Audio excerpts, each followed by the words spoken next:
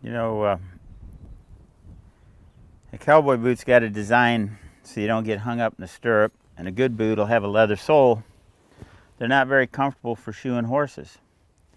It brings up the issue of how safe is it to trim and shoe a horse. Well, horses are dangerous animals, and we're teaching owners to trim and shoe their horses because owners have permission to do the horsemanship, to fix the horses, to get it right. It's nice to have a boot that has a pretty good substance to it. These work boots actually have a steel toe. So it took a minute to sit down, and it reminded me back in 1990, I was young, I was a lot slimmer, I was doing a lot more horses. I didn't like the boots, seemed like they slowed me down, so I went through a stage, I had a lot of back problem, and I was comfortable with a real high quality running shoe.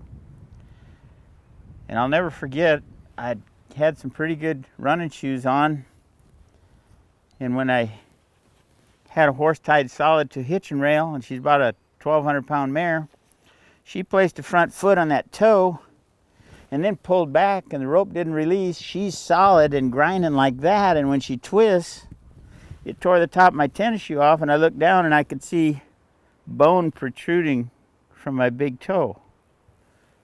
And I got a wife and 5 kids to feed, and I have to get these horses shod, money in the bank.